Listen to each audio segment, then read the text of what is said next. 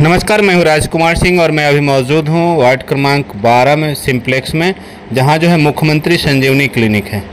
आइए हम इस संजीवनी क्लिनिक में चलेंगे और चल करके जो है डॉक्टर जो भी होंगे यहाँ जो इंचार्ज होंगे उनसे बात करेंगे और हम जानने का प्रयास करेंगे कि इस अस्पताल में जो है किस तरह की बीमारियों का इलाज होता है और किनको किनको जो है इस अस्पताल का जो है लाभ मिल सकता है। तो आइए हम चलते हैं और चल करके जो है हम जो यहाँ के जो डॉक्टर हैं उनसे हम बात करते हैं। डॉक्टर साहब, मैं ये जानना चाह रहा था आपसे कि यहाँ किस तरह के पेशेंट सबसे ज्यादा आते हैं।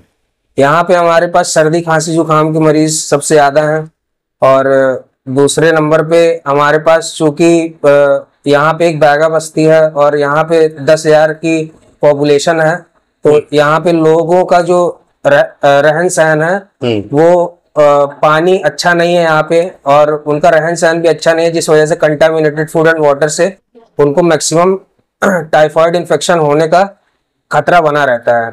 और यहाँ पे मरीज टाइफाइड के बहुत सारे आते हैं। उसके लिए हमारे पास यहाँ पे अवेलेबल एंटीबायोटिक्स हैं, जैसे एमोक्सिसिलिन हो गई, जैसे सिप्रोफ्लॉक्सासिन हो गई, जैसे नॉरफ्लॉक्सासिन हो गई, एक्सेट्रा एक्सेट्रा। फ्लूइड्स के लिए हमारे पास ओरल रिहाइड्रेशन सॉल्ट है, जिसको हम लोग ORS बोलते हैं। इससे हम लोग मरीज का एक अच्छा ट्रीटमेंट उसको 10 से 14 दिन के लिए टाइफाइड इन्फेक्शन को ठीक करने के लिए दे पाते हैं। ये संजीवनी अस्पताल में कितने कमरे हैं यहाँ? लगभग हमारे पास 5 से 6 कमरे हैं। स्टाफ कितने हैं यहाँ? स्टाफ हमारे पास 4 स्टाफ हैं। 4 स्टाफ टोटल मिला के। ब्लड टेस्ट वगैरह की व्यवस्था है आपके? ब्लड टेस्ट वगैरह की व्यवस्था नहीं है हमारे पास। नहीं है। डिलीवरी की व्यवस्था? डिलीवरी की व्यवस्था भी नहीं है। इसकी आवश्यकता पड़ती है यहाँ? डिलीवरी की व्यवस्था की आवश्यकता या ब्लड टेस्ट की आवश्यकता? जैसे मान लीजिए किसी को टाइफाइड है तो उसको आप डिफाइन कैसे करते हैं कि उसको टाइफाइड है? टाइफाइड हम लोग हमारे पास एक टाइफाइड टेस्ट रखा हुआ है, लेटरल ऐसे इम्यूनोटोग्राफिक टेस्ट। अच्छा, किट? हाँ, किट रखी हुई है। अच्छा। तो ये स्क्रीनिंग के लिए हमारे लिए सबसे अच्छी है। इसमें हम लोग क्या करते हैं, मरीज का ब्लड सैंपल कलेक्ट करके उसको एक सेंट्रीफ्यूज मशीन में डाल के उसके सीरम को और उसके ब्लड सेल्स को हम लोग अलग करते हैं और सीरम को फिर हम लोग पोर करते हैं इस किट में, जिसके बेसिस पे हम लोग पता लगा देते हैं कि मरीज को टाइफाइड है कि नहीं है।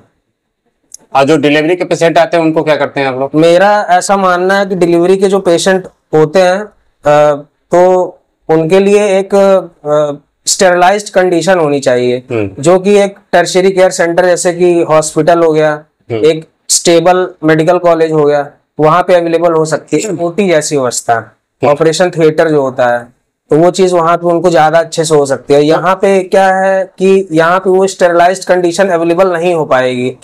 उसके लिए हमको यहाँ पे और ज्यादा डेवलपमेंट चाहिए, तब हम यहाँ पे करवा सकते हैं। तो लगभग डिलीवरी के कितने पेशेंट आपके यहाँ मान लीजिए नॉर्मल चेकअप के लिए या मान लीजिए उस टाइप से सीरियस में जैसे आते हैं, उस टाइप के कितने लोग चले आते हैं महीने में? लगभग सीरियस में तो लोग प्रेफर करते हैं जाना अस्पतालों में, और नॉर्मल डिलीवरी चेकअप्स के लिए जो महिलाएं हैं NC और PNC वाली, वो हमारे पास लगभग दिन का अगर मैं बताऊं तो हमारे पास 10 से 15 मरीज आ जाते हैं डिलीवरी रूटीन चेकअप के लिए। रूटीन चेकअप के लिए, यानी कि कुल मिलाकर जैसे स्वस्थ नारी सशक्त नारी वाला कैंपेन चल रहा है हमारे यहाँ 17 सितंबर से 2 अक्टूबर तक है। तो ये बेसिकली प्रेग्नेंट वुमेन और नॉन प्रेग्नेंट वुमेन दोनों के लिए ज्यादा मतलब किया गया है, बच्चों को मतलब उनके लिए किया गया है। तो उसके लिए क्या है, हमारे पास रेगुलर बेसिस पे 10 to 15 ladies pregnant non pregnant आते हैं अपने चेकअप करवाने के लिए।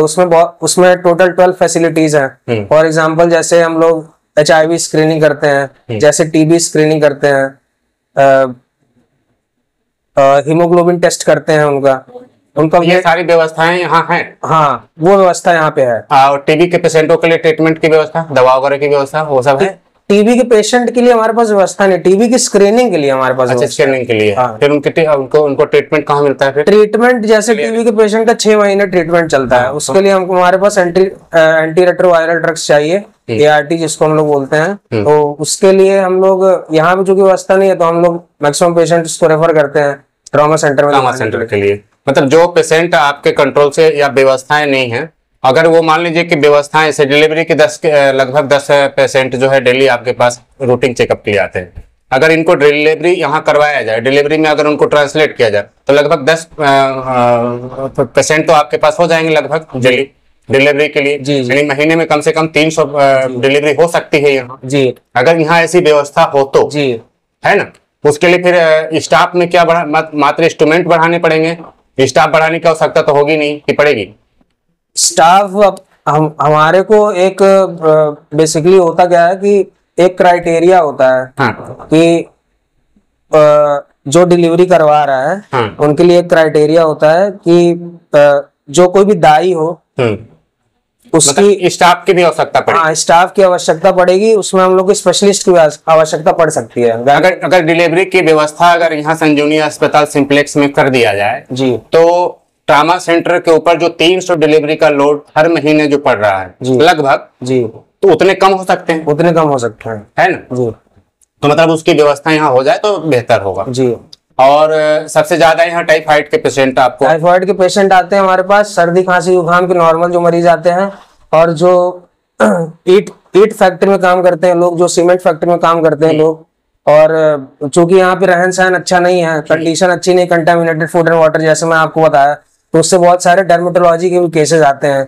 जैसे किसी की स्किन से पस बह रहा है, जैसे किसी को खुजली आता है, तो उसके लिए हमारे पास एंटी फंगल क्रीम्स हम लोग मतलब इस टाइप के भी पेशेंट आपके यहाँ ज्यादातर है? जी, आते हैं। स्किन प्रॉब्लम के सबसे ज्यादा पेशेंट हैं। मतलब ये 3 प्रोफाइल हमारे पास सबसे ज्यादा। यहाँ जो भी ट्रीटमेंट कराने जो भी पेशेंट आते हैं उनका कोई शुल्क है या सारा कुछ निःशुल्क है?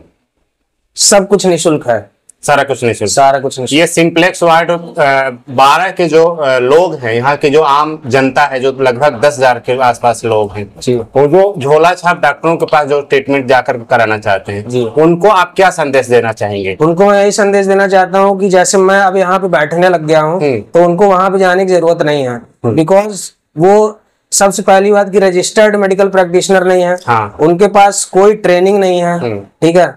तो वो अपने एक्सपीरियंस की बेसिस पे वो लोगों को दवाइयां देते हैं। अब हो सकता है उन दवाइयों से उनको साइड इफेक्ट लोगों को हो जाए। अब लोगों के जनरल कंडीशन की वजह से हो सकता है उनको ऐसा साइड इफेक्ट हो जाए जो उनको लाइफ थ्रेटनिंग हो सकता है, मरने मराने पे आ सकती है वो चीजें। तो उस चीज को लोग अवॉइड करके, जो एक रजिस्टर्ड मेडिकल प्रैक्टिशनर है, जो जिसके पास डिग्री है, जो ट्रेनिंग किया हुआ है, जो आगे उनका ट्रीटमेंट बेहतर तरीके से कर सकता है, पेशेंट का फॉलोअप अच्छे तरीके से कर सकता है, उनको दिखाना चाहिए। और वो भी निःशुल्क, जो कि आपके सिंप्लेक्स में जो वार्ड क्रमांक 12 में मुख्यमंत्री संजीवनी क्लिनिक जो खुला हुआ है, यहाँ आकर के लोग ट्रीटमेंट करवाएं, न कि झोला छाप के पास जाकर के जो है अपना शरीर और पैसा दोनों बर्बाद। जी, चलिए, धन्यवाद डॉक्टर साहब। ओके।